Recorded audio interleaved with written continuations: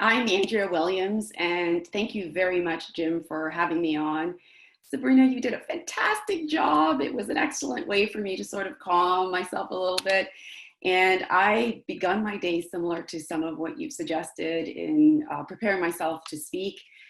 So thank you for that. It was amazing. I love those 3 tips at the end, and self-care is selfish. I totally believe I've got to focus on that a lot more. So I agree, Jim, this is a tough time for everyone, and I'm feeling it, and I'm sure that most people are feeling it. No one expected this pandemic and this crisis, so we may not have prepared like we would have liked. So anyhow, with respect to me, I'm here today after many years. I feel that I've always been an educator, and I'm hoping today that I can impart on many of you who are listening some tips and strategies on how to manage yourself financially through this crisis. So I come as a former school teacher, elementary school teacher. I love teaching, love working with children, but always had a passion and desire to be in business and to do something different. And so 20 years later now, after leaving teaching, I have pursued a financial services business as well. Now over time, I've added to that some other passions, because I totally believe what you're saying, Sabrina. We really have to pursue and do the things that we love, that makes us feel great and makes us feel that, you know, we're meeting our own needs as well, so that we can then meet the needs of others. So after, you know, being in financial services for this length of time, I think I was in probably 7 years in, and I decided I would pursue real estate, which was always my passion. I think I was probably 17 years old. And unlike Sabrina, who was getting upset with her marks in school, I was getting excited about figuring out how I could get into real estate. And at 17, I had no idea. So I didn't buy my first place at 17. I think I was 22 before I could do that. But I had some money, and I really wanted to pursue that. So one of the things that I've done additionally as someone in real estate is I found individuals that I can partner with. And in the last few years, I found my sister-in-law, who is a member of, obviously, my family. She's married to my husband's brother, Kemba. She was also speaking earlier this week on how to overcome your fear, which I definitely think that we can all do, especially when it comes to speaking. She and I have partnered and decided to form what we've now called Keen Group. And so you can find out more about us at keengroup.ca. Along with COVID hitting us, and we had all these great plans about things that we were going to do in terms of live events and educational workshops. Well, we can't pursue those right now. So we've decided to take on some other ventures. And one of the things that we took on was a new podcast. And we call that Keen on You, because our goal in that podcast is to help educate individuals like Jim has put together this Speakers Pathway Coalition to help impart knowledge that we all have for individuals who may be able to benefit from what we are sharing. Kemba and I have also put together a podcast to help do that. So you can check us out. We're on Spotify and Apple Podcast, sharing stories from women, successful women like Sabrina and ourselves, and many others who have stories of success and stories of their business, challenges and triumphs. And so we encourage you to take a listen. But I am speaking today on a topic that I know is very challenging for most people. And I do have, and I'm hoping I can share my screen as well, because I did put together a few slides just to use visually. Let's see if I can do that while I'm doing this. So, okay. Can we see that, everyone? I hope we can see that right now. I just wanted to, as I said, address finances, which is an important area for me. I've always, from I was 17, focusing on how I could save and reduce costs and expenses so that I could always have money to afford the things that I wanted. And today, you know, some of those things that we want aren't just wants, they're actually needs. So if you are, looking at ways to reduce cost, first you have to make sure that you're looking at what you have in terms of income, so that the income, because I know for many people, myself and our family included, our income has changed substantially since COVID occurred. We are now having to work less. Most of my business is to go out and see clients and to meet with them one-on-one with social isolation, social distancing. That's definitely not possible in the same manner. So like some businesses, we turn to using Zoom or doing business from home. It's not necessarily the easiest way to conduct some of our transactions, but it is the option that is there right now to help us still sustain ourselves and generate income. So our four main needs, or critical needs, that have to be met are food, utilities, shelter, and transportation. I believe that in every household it's the same. These are essential needs. They are things that will sustain us, and definitely we need to focus on these during a difficult time such as this. Anything else is pretty much wants. They're non-essential. They're not necessarily needed, and we can definitely find ways to reduce those. And that's what I'm going to show you, some things that you could be doing to help yourself and your family sustain yourself for however long this crisis lasts. And of course, the strategies and skills that you develop at this time, you may want to carry them forward, because I think that if many of us had the time and chance to prepare, we may have stashed away a little bit of money. We didn't. And so if we didn't stash away and we didn't prepare, then we have to go back to looking at how much income do we have? How has our income sources been reduced, or have they decreased? And if they have, we have to find ways to then reduce and decrease our expenses accordingly, right? And as I said, some expenses may not be as easy to decrease, like the main four that I showed you in the previous slide, but there are many other areas that you can reduce, such as insurance. Auto insurance, that is. I know for myself in our household, we've hardly driven since March, and I will say that the same gas tank that I had in March, I still have today in May. So we've reduced our gas costs a lot, and I know for us that's keeping a lot more money in our pockets. And so you can also too reduce the insurance on your vehicles. If you have 3 or 2 vehicles in the home, if you can put one in the garage, or park it for the period of time that we're in, so to speak, lockdown or isolation, you can then save on insurance costs. I'm just going to really show you some ways that you can reduce your cost and increase the cash flow that you have, in light of the fact that your income has decreased substantially. Insurance is one of them. I know for my daughter, she wasn't using her car. We were pretty much just going out once every week or two. And I just said, we can do it with one vehicle. And so we've reduced our gas costs further. We've reduced our insurance costs. We've also looked at other areas, and I would encourage, and I've always encouraged my clients, my friends and family, and myself as a household, to reduce expenses in areas that you may not even think of, like your mobile phone, your streaming services, your cable television, your internet. I know that they may seem like essential services because we need them and we use them. And of course, in such a time as COVID, we definitely need them, right? It's our really only access to the world and to communicate with our friends and family, which we're no longer able to do. But those are areas that I myself and many individuals I know have taken the time to either call those providers or find ways to reduce and cut back. They may be dollars, but every dollar or tens of dollars adds up, and you now look at hundreds of dollars when you're talking about insurance, or even maybe cutting off some of the services until your income stream starts to increase again. Because for some people, it's not just that they have reduced their income, they may have actually lost their job.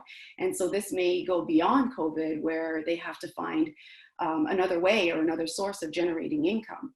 So definitely find ways to increase your reserves. So every time you're not spending or using that money, or you found ways to cut back, that's now building that reserve or that emergency fund that you need to extend and carry you through this crisis, and hopefully into and beyond the crises of COVID, this current situation where we are. I would continue finding ways to spend cash and cash only, because if you're using lines of credit, credit cards, those are going to definitely cost, right? Whether it's costing you now or later, it's definitely going to cost you. And so making sure that you are cutting out those unnecessary spending. I mean, I've been practicing that just before COVID. I didn't like seeing my credit card balances. They were just too high. And so I stopped using my credit card now, and I was mostly using it for points, but now I'm focusing on trying to use my debit card and cash. And I can't use cash, you understand. No one's taking cash if they don't have to, but using our debit card and using the disposable cash that you have available. There's other ways to cut costs. If you're a shopper and or you're accustomed to shopping online and using, those different ways, whether it's Amazon or clothing and shoes online, cut them. They're not necessary. They're non-essential at this time. I mean, I really hardly ever need most of the clothes in my closet currently to get out and do things, or to get around the house and do things. I'm pretty limited. I find that I'm not having to wash as much. The kids are all home. I'm home. We're not really having the same. What we do most is we eat a lot more. There's a lot more eating going on. And so we cut back a lot of our costs in terms of buying, even eating out. Definitely we're not ordering in. And so those are other ways that families and individuals can cut costs. You're not thinking about them, but those Uber Eats and Uber orders, they're costing. And it's probably less costly if you just go out to the grocery store, pick up those groceries, bring it back in, make it an event. Take it as an opportunity to cook together, have special nights in, pasta night, taco night. We were always trying to find opportunities through the course of the week to make meals fun and exciting. And you can definitely do that by preparing your own meals. And it's probably safer anyways, right? We don't know, many of the businesses out there I know are hard hit, but there are many businesses where we don't know the practices that may impact the food that we're ingesting or taking in. So have fun with it. I've taken this time to learn, teach my girls how to cook, focusing on traditional dishes like curry chicken, which they love and they enjoyed learning and having that experience. So finding ways to allow yourself and your family to cut costs, and you have to talk about it as a family so that everyone's on board, husband, children, wife. And that way you're all looking for ways, because even in the house, now that we're all home, we're using more utilities. So if we can all focus on, finding ways to reduce and continue to cut those costs on our hydro and utility bills, which are musts, that will also save us, right? I mean, our government has put in measures that has allowed us through the course of the day to not have to pay the higher hydro costs and so forth. So find ways. So those are some do's, things that you could be doing, some ways that you can increase your income, especially if you've lost a job or you're not working with the same amount of income coming in, is you can look for part-time work. I know that I said Uber Eats. Well, Uber Eats is probably become much more popular, and so they may need drivers, right? And you could definitely be earning extra income that way. Maybe you have a skill set, a good or a service that you can offer. Online is a big way to learn, to generate income today and to teach and educate. I've been using it as a method of learning new things so that I can help improve my business and my ability to earn income while I'm home. So become familiar with, ways that you could do that online to help generate income, even if it's just selling some old items in your home. I've been saying to the kids, here, we're cleaning out closets, cleaning out the house, and we've been looking at ways to just sell things online to generate extra income. Apply for the different government funds that are available. There are a number of sources locally as well as provincially that can help you sustain yourself. I know for my daughter and even myself, we've applied to the Canada Emergency Response Benefit, CERB.